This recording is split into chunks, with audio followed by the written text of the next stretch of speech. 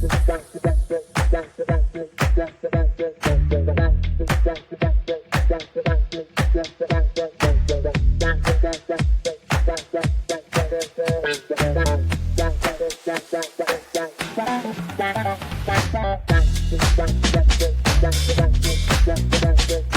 Net to Net podcast. This is our second episode of our NFL podcast.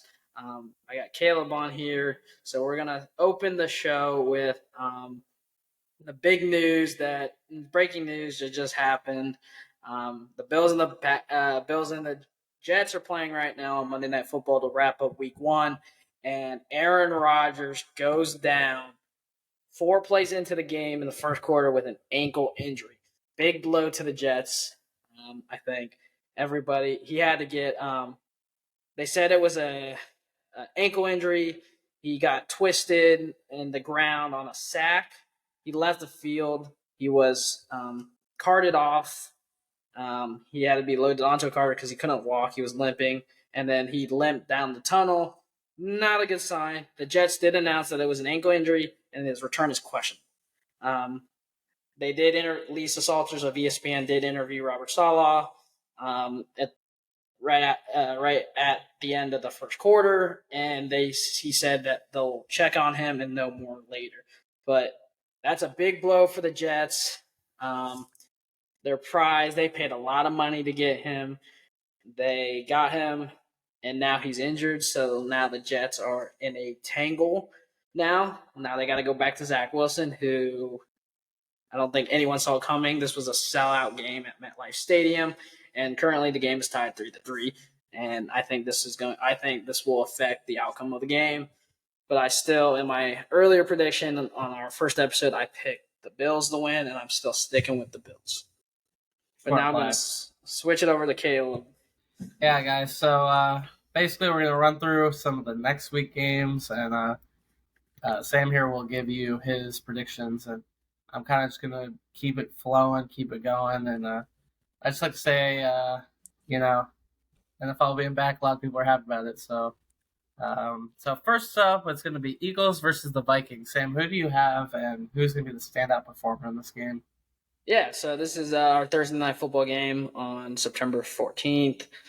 Eagles-Vikings. I like the Eagles in this game. I think the Eagles are going to keep it rolling. I know they kind of struggled their first game against the Patriots last week. They only won 25-20, which is really underwhelming for the runner-up in the Super Bowl last year. Yes, this usually happens with the Super Bowl hangover. We saw it last year with the Bengals starting off 0-2 before they went on that hot streak. Yes, the Eagles won against the Patriots, but the Patriots are a really good defense, and they kind of shut down. If you watch it, they did a quarterback spy for most of the game with their middle linebackers, keeping Jalen Hurts really contained. He only threw for, I think, about 125 yards. He only had one touchdown. So they kept him contained on the ground. I think their middle linebacker, the Vikings middle linebacker, who I'm a big fan of, Ivan Pace Jr., a former alum of University of Cincinnati, undrafted free agent, great player, great linebacker. He was arguably one of the best linebackers in the country last year in tackles. So very excited to see him getting that starting spot over there. But I do like the Eagles this game against the Vikings. The Vikings did not look good. Last game, they didn't get the result they should have gotten against Tampa Bay, who I thought they could beat. Justin Jefferson was not happy with the performance of the Vikings, but hopefully they can turn it around, but I just don't see it happening against Philadelphia. Yeah, so next game will be the Ravens versus your Cincinnati Bengals. Yeah. After last week's performance, they're terrible 24-3 lost the Browns, who I underestimated the Browns in my predictions and stuff, and I think the Bengals are going to have another start of 0-2. I just think the Ravens are too good. The way the Bengals looked last week, if they play like that, they have no chance. If Burrow can kind of get into a groove, I know it was raining. I know he hadn't had much play time with him being injured, not getting the snaps. But we've also seen the last 2 years he never had that either, and he still played very well in the season openers, except for last year. It was mostly their errors with throwing the picks, um, throwing a lot of picks. But this week it was the Browns knew how to play. The Bengals, they got a lot of pressure on him, got a lot of quarterback a lot.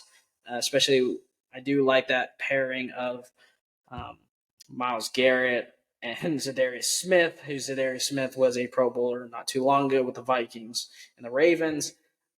I think the Ravens are good all around. I know they lost J.K. Dobbins to an Achilles injury, which he's out for the season, but I still think the Ravens win this game. I think it's closer than last week with the Bengals and Browns, but I still think it is it's tough to go against your division rivals your first 2 weeks, which is really hard to do.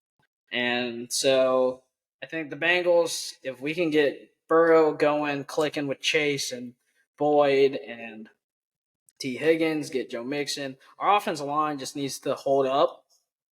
But our defense was good. Our defense was holding them for most of the game until the fourth quarters when they kind of held them because the whole first quarter was 0-0. Then the Browns scored 10 unanswered, and then fourth quarter we kind of slowed down. But all in all, I don't think it was a terrible game for the Bengals. I still have hopes. I think we still can win the division. I just think the Ravens will beat us this week. Okay, interesting. What about the Lions versus the Seahawks? Yeah, so Lions Seahawks. I think I gotta take the Lions. I like the Lions this week. I like the Lions. I thought the Lions beating the Chiefs last week was shocking to all of us. And like I Yeah. mentioned, the Chiefs team, and I'll get more into that in a little bit when we talk about them. But the Lions, I think, are one of my favorite teams to, I think, watch this season just because I think they have so much potential. They have so much talent around them with Jahmyr Gibbs, Dave Montgomery. Once they get Jameson Williams back from suspension, they have Amon Ross Brown. And then Jared Goff, I think he's a good quarterback. I think the change of scenery coming from Los Angeles to Detroit out of kind of the spotlight, I think helps. Seattle is a good team. They just got whooped last game against the Rams. They lost 30-13. I don't think that was a coincidence. I'm shocked that Jackson Smith-Njigba played. I know he had that wrist injury. He really wasn't that effective. He only had 3 catches for 13 yards. Metcalf, they couldn't get much going with Geno and the team.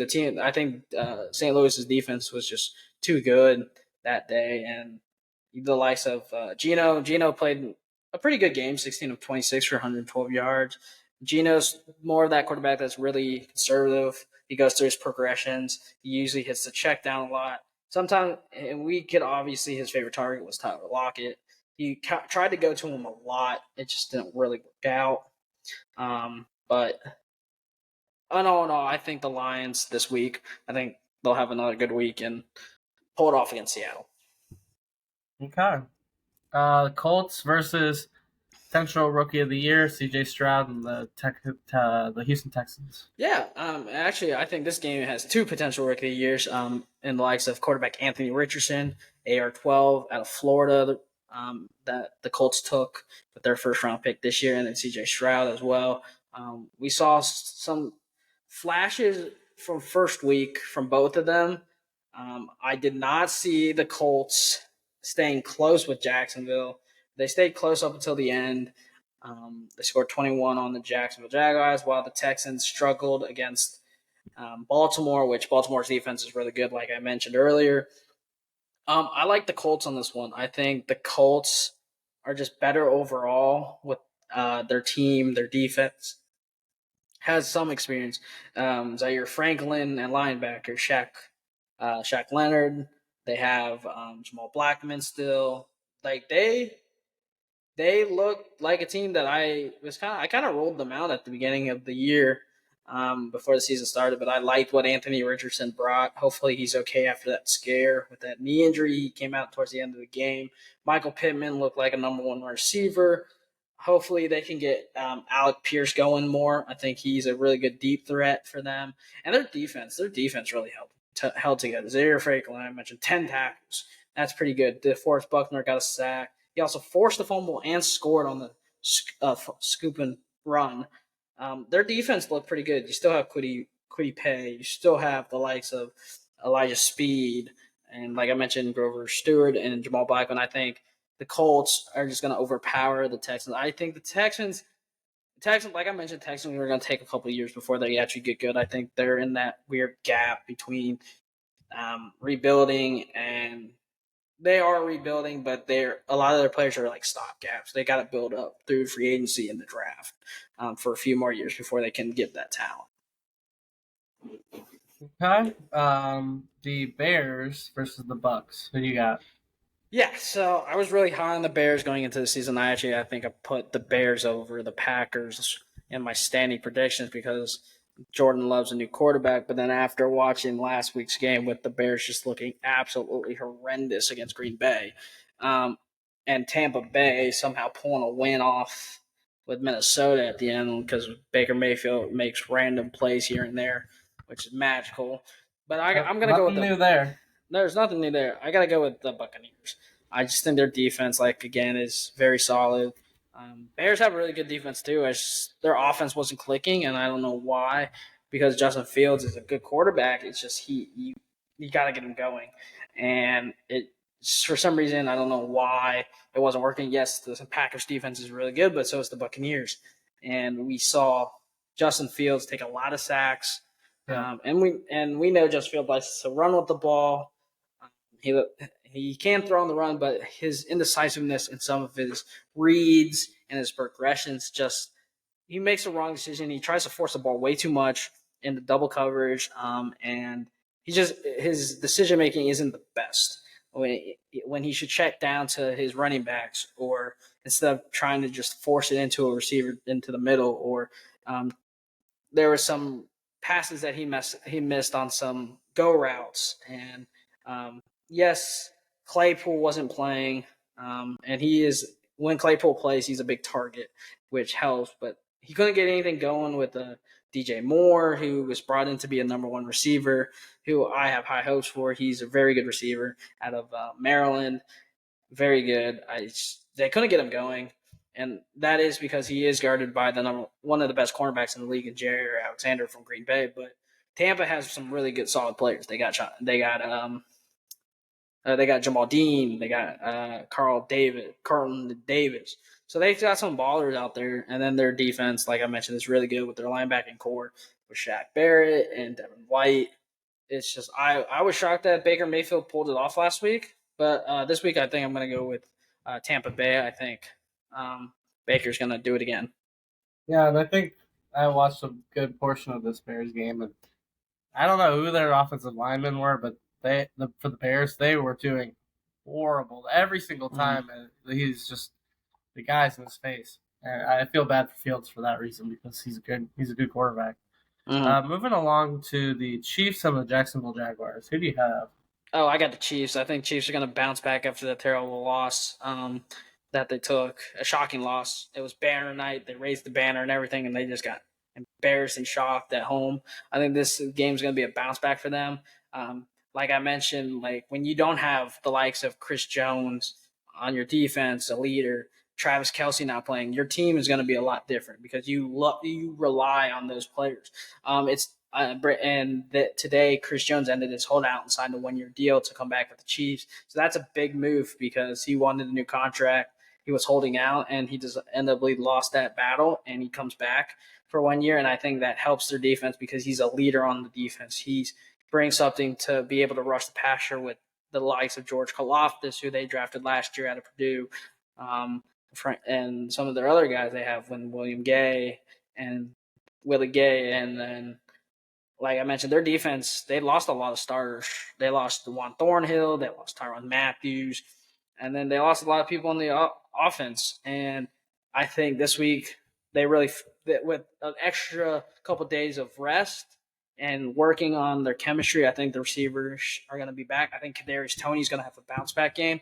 He was a big part of that Super Bowl win. He was used a lot, and hopefully they can get Sky Moore going because he was not even targeted, and which was shocked in that game. I think Patrick Mahomes is going to be back. The only thing is if Travis Kelce plays, because Kelce is his favorite target. He's pretty much their best receiver, period, and he plays tight end. And he's a big body. He's their safety blanket. It's like Tom Brady with Rob Gronkowski. It's his safety blanket, which he knows he could just dump it off to him, and if that's a check down to him, or just throw it up there and he'll go get it. That's how good Travis Kelce is, and you see his absence not on the field. It's impacted very deeply because you rely on him so much on your team, and you don't have him anymore, which doesn't help because a lot of these receivers are young, inexperienced. You don't have Juju anymore. Juju was a good piece on their team last year. He only signed a 1-year deal, so you lose him too. So now you're restarting with a bunch of rookies or second years. Or this is Kadarius Toney's first full season with the Chiefs. You have Rasheem Rice, who you drafted in the second round this year. So a lot of youth, a lot of inexperience. So it will be interesting to see. What about the Packers versus the Falcons? Yeah, this one's a toss-up. I think the Packers will win. I think Jordan Love proved that he can play in this league. Yet last week, I know it was against the Bears, but he looked pretty good. I was very shocked that he played that well, even without the number one receiver in Christian Watson.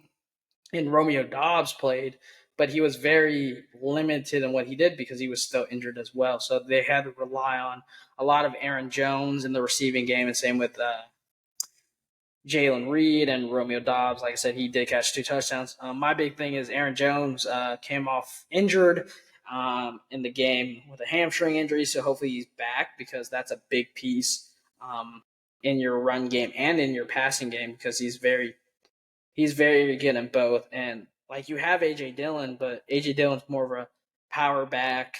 He's not that great in the run game. But so it'll be interesting to see if he can go because Jordan Love looked pretty good. He was 15 of 27 for 245 yards, 3 touchdowns, which is insane. So for getting a full start. So I think that they trust a lot in him to replace Aaron Rodgers, which I still think that Green Bay is going through that rebuilding, but I think they have enough quality to get some wins out. Okay. What about the Bills versus the Raiders? Yeah. So before I get to the Bills and Raiders, I just want to talk about the Falcons real quick. The Falcons. I know I picked the Packers to win, but I think the Falcons have a good enough team. My only thing was they really didn't get Drake London involved last week, but Bijan Robinson, the rookie, scored his first touchdown. Out. It was like a screen pass. Shakes off one defender, juke move, goes in for a touchdown. That man is going to be special. He's one of the. I think he's the next generational talent in running backs. Bijan, we saw him at Texas over the last 3 years. He was amazing, Heisman candidate, which is insane because usually we look at that as a quarterback award. But I think the Falcons, if they can get Drake London going, I think, and Desmond Ritter. Desmond Ritter's a really good young quarterback. I think he's very smart in what he does with his reads and his progression. So hopefully he can get through. But yeah, I just want to talk about them real quick. But now going to the Bills and Raiders. I'm going Bills. Josh Allen, unstoppable. He's playing right now. He's looking okay right now against the Jets, but I just think the Raiders don't have the quality to hang with the Bills. So I'm going to go Bills. Okay. What about the Titans and one of your favorite players in the NFL, the Chargers? Yeah, I'm going. I think the Titans. If you watch the last game against Saints, it was a defensive game. They barely could get anything going. Right, and also Ryan Tannehill struggled. He had 3 picks for 98 yards, but 3 sacks. Derrick Henry really didn't get going either. And it was and I think that tested a lot to the defensive game of the Saints. The Saints had a really good defense. They were getting after the quarterback. They were getting picks. They were just shutting down the receiving core and stuff of the Titans. Couldn't get D Hopkins going. I don't. I think the Titans are in for a long year, but I did believe I did pick them to win or to get second in the division, but their division is so after the Jaguars is so up in the air. Any of them can do it. Maybe not the Texans as much, but you still have the Titans and the Colts. But I gotta go with the Chargers. You have Austin Eckler, who's one of the best running backs in the league. He can do both in the run game and in the pass game. And then you have Justin Herbert, who, yes, they did lose to the Dolphins, and I'll talk about the Dolphins in a little bit. But the Dolphins team is really good, but the Chargers, like, you lost that game, but you still played amazing. You had one touchdown for 228 yards. Austin Eckler ran for 117. It's insane when you have two running backs that one runs for 117, the other one runs for 91 yards. So you split the carries there. Keenan Allen looked good. Mike Williams looked good. I wish they got Quentin Johnston, their draft pick from this year out of TCU, more involved because he's a really good threat outside. Their defense gave up a lot. They had one pick though, but not much pressure to the quarterback. Tua kind of had his day with the Chargers, but all in all, I think Justin Herbert, really good quarterback. Picked him off to win Offensive Player of the Year this year. I'm going with the Chargers. I just think the Titans can't handle what the Chargers have. Okay. About the 49ers and the Rams? Yeah, I'm gonna go with the Niners. If you saw what happened last week, the Niners just looked unstoppable. Brock Purdy was amazing. I believe he had 3 touchdowns. Their defense had 3 picks. Could have had more. Fred Warner could have had 2 more, so it could have been 5 picks in general.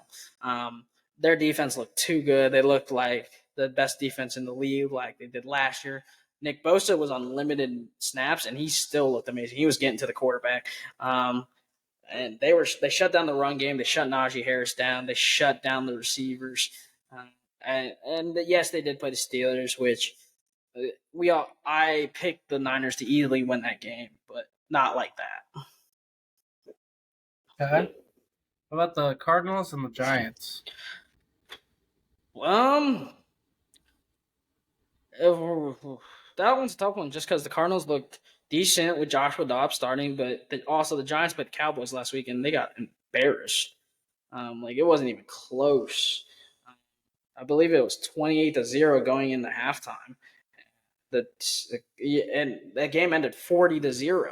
If it's that same Giants, that Giants team's going to lose to the Cardinals, and the Cardinals almost beat the Commanders, which isn't the Commanders. The Cardinals are supposed to be the worst team in the league. They don't even have Kyler Murray. But if that Giants team shows up, I'm going the Cardinals. But I got to stick safe and go with the Giants. I think Daniel Jones and Saquon will have a bounce back game. I think Brian Dabo will get them fired up because they, after losing on prime time, the primetime game, losing 40-0 in your own stadium, that's pretty bad. I gotta go with the Giants. I think they're gonna come out with a vengeance for this game. Speaking of the Cowboys, they are playing the Jets next week. Yeah, so this one's a toughie now. If Aaron Rodgers is good to go, I think the Jets have a chance against the Cowboys. But if it's Zach Wilson, like we think, since Rodgers going down tonight, I got to go with the Cowboys. Cowboys had 2 touchdowns just on the defensive side alone, 2 interceptions, a block kick, a forced fumble. The Cowboys defense is one of the best in the league. DeMarcus Lawrence, they got Trayvon Diggs, their linebackers I mentioned last week, Leighton Vander Esch, and Micah Parsons, who is just a monster at getting to the quarterback. He's amazing. I think he will be a force to reckon with. I think he had 1 sack. They were getting pressure to the quarterback last week against the Giants, but I think if it's Zach Wilson, I think they're going to get to him quick. I like my odds with the Cowboys. The Broncos and the Commies. Yeah, so with the Commanders and the Broncos, I will take. I definitely think that I'm leaning towards.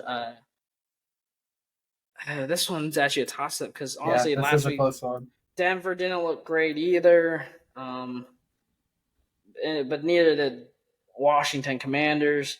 I'll probably slightly take Broncos just because the town around them and the experience with Russell Wilson, Sean Payton, Javonte Williams. I just think believe Jerry Jeudy should be back, which is a big key for them because I think he creates a lot of separation between him and the cornerbacks. So I'm gonna go Denver.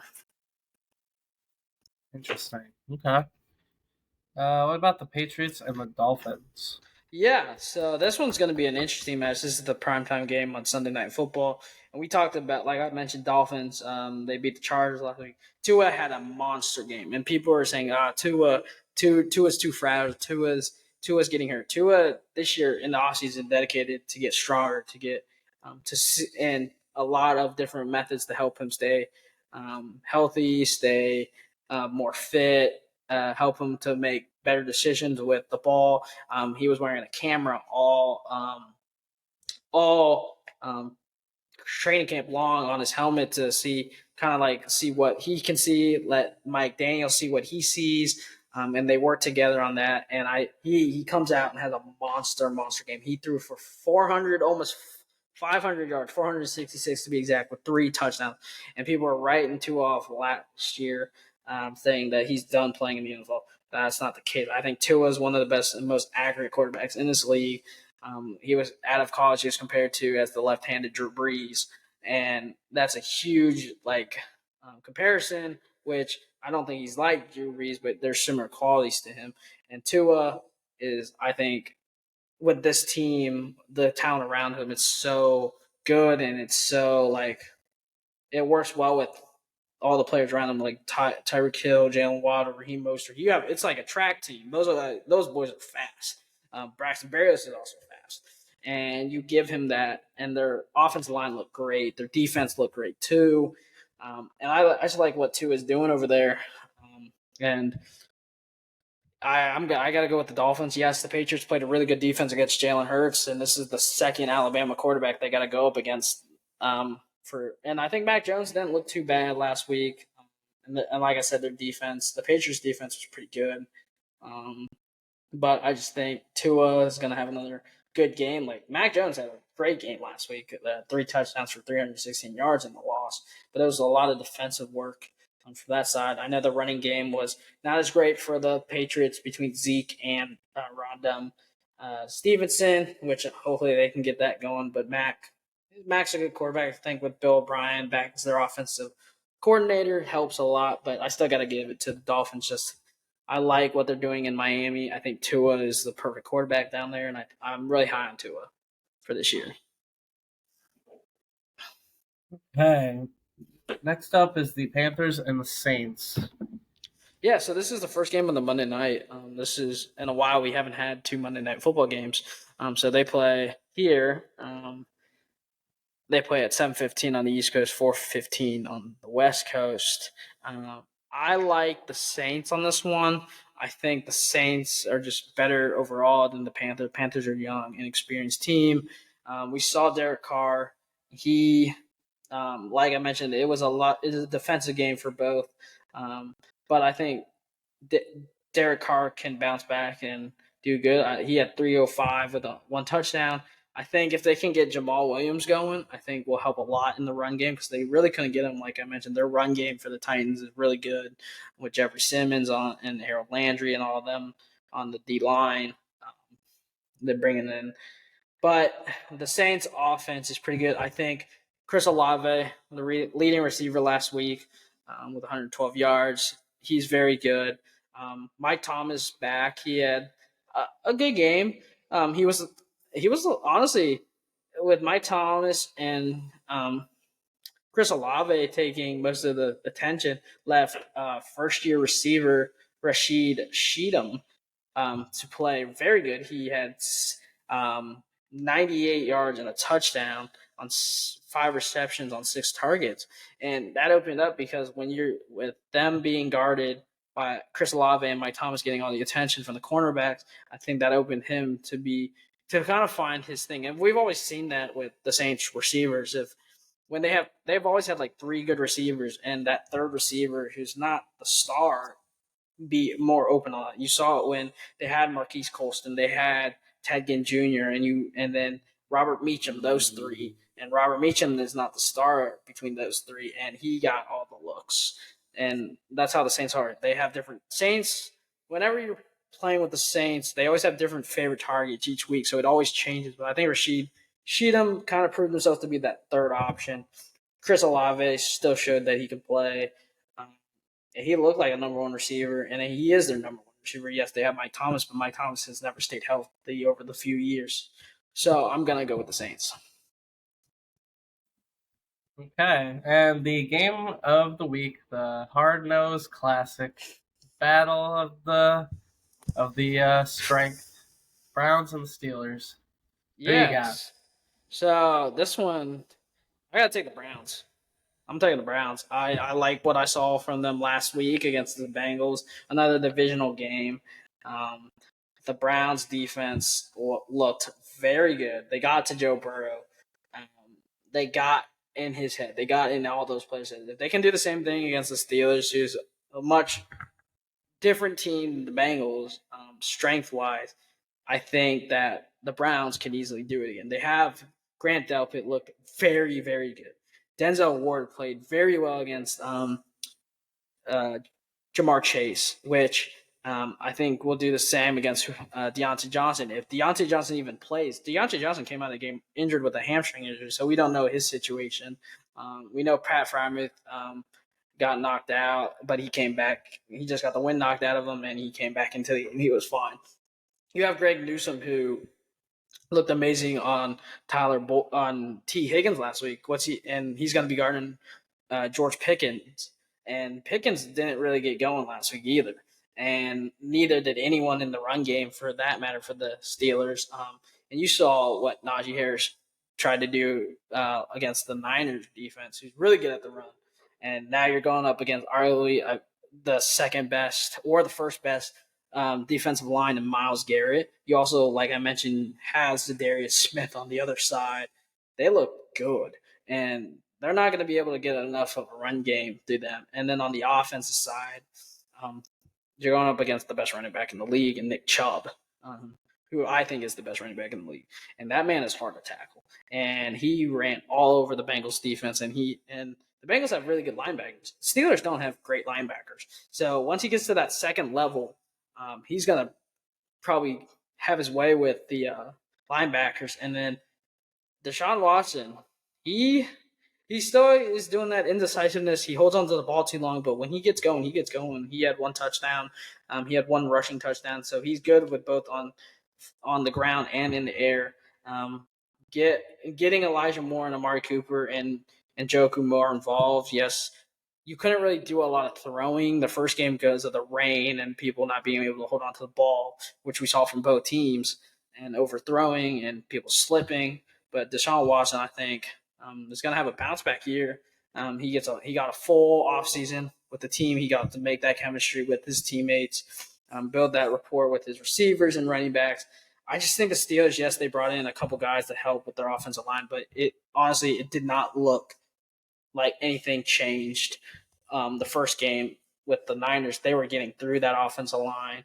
Broderick Jones, who's their first round pick, looked okay against some of the linemen of the Niners, but the problem is, other than Nick Bosa on the right side, you had a rotation between multiple players, and we saw Clelin Ferrell, who about 4 years ago was the top 4 pick out of Clemson to the Raiders, who didn't really do anything when he was with the Raiders, and now he's with the Niners, and we saw him getting to the quarterback, putting pressure on that side. You have the likes of Derek Jackson, who had a game. He had 3 sacks on that going against that against Broderick Jones on that side, who you spent a first round pick to get. He had a 3-sack game. You have John Hargrave getting to his old team. So we saw that offensive line is very vulnerable. Kenny Pickett's still indecisive with his throwing, trying to force things that shouldn't be doing. Like we saw a couple of those picks, he forced those picks. He forced it in double coverage. He made those plays that weren't the correct decision.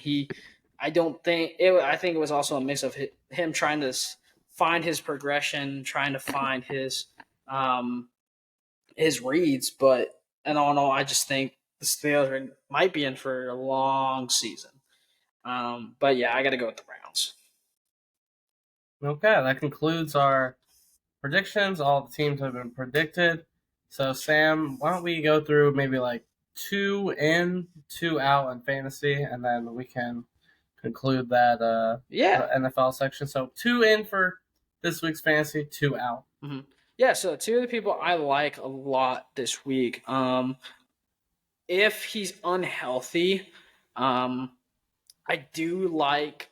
If he's not available, I do like AJ Dillon against the Falcons defense. I don't think outside of Calais Campbell and Grady Jarrett and Arnold Ebiketie, after you get to the second level is kind of weak. Yes, you have Jesse Bates back there at safety, but you really don't. Your linebackers aren't that good.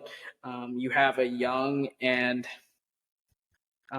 inexperienced linebacker core, which you can exploit. So either if AJ Dillon is healthy or Aaron Jones, I like the Green Bay running backs. My second one has to be Nick Chubb against Pittsburgh. I think Nick Chubb will tear up the Steelers defense outside of because it's going to take a lot to get ahead of him. We don't know if Cameron Hayward's going to play. If he's out, that's a huge loss to their run game, to their defensive run game, because he plugs up the middle, he plugs up the gaps. So you can't go through the A gap, you can't go through the B gap and you have to find those other options. And the Browns will rely heavily on Nick Chubb, so I like him against the Steelers. Two that I don't like. If Aaron Rodgers is good to go, I do not like him against the Cowboys. Their defense is too good. And I think if he plays, he'll struggle. Or if it's Zach Wilson, he'll definitely struggle. My other team that I would say is my out is I would have to say I'm leaning towards probably I do not like probably the Broncos and Russell Wilson. I don't favor him against the Commanders. If you looked at it, the Commanders defense is pretty solid. I believe they got most of their guys back except for Chase Young, who won't be back until week 3, but I still like their defense. I don't like Russell Wilson, especially if he doesn't have Jerry Jeudy at his disposal, because he takes a lot of pressure off of that, off of the others to help Cortland Sutton get open, Marvin Mims Jr., and their tight ends, Greg Dutcher. He lining Jerry Jeudy up in the slot takes a lot of pressure off of him, and I don't like it if he's not there because he helps kind of calm things down. So those are my 2 in and outs for this week in fantasy. Okay, well, hopefully our listeners take that in. Decide if they have those players to change willingly, and the fantasy, it's a tough game, guys. So this guy might want to listen to some of the things he says. So that concludes our NFL podcast, all the predictions and some of the fantasy stuff. And I'd say it's a good day to do it. Just the day after most of the games happen. It's a good day to get it all going. And there's been a lot of injuries, and I'm just kind of optimistic about some of the things. And I just kind of was reading earlier. So Cameron Hayward, I do favor the Browns, especially now, because just kind of reading, Cameron Hayward has been put on the IR he is 34 years old. IR? Yes, he lands on the IR. He landing on the IR. He's sidelined for 4 weeks. He is 34 years old, so this might affect it a lot. He suffered a groin injury, which he will be evaluating his options and could possibly need surgery. So that is a huge blow for him, because this is the first time since week 11 of last season they allowed 30 or more points last week to the Niners. And Cameron Hayward has barely missed time through his through his career. So that's a huge loss for the Steelers. So hopefully he isn't injured and he can play through, but we won't see until 3 to 4 weeks after he comes off the IR. Wow. But if he's leaning towards surgery, this is a huge blow because outside of him, you have Larry Ogunjobi, your second round defensive line, Keanu Benton, and then Montevious Adams, who would be your 3 playing inside. So that's a huge blow. It's a shame. It's a shame, guys. Yep. So thank you for listening. Follow us on all of our socials. Repost us. Comment in the comment section what you'd like us to talk about. Some things maybe you like, you dislike. We're open to criticism and of course some positive words as well. We're all about positivity on this podcast. So thank you for listening and signing off. Peace. See you.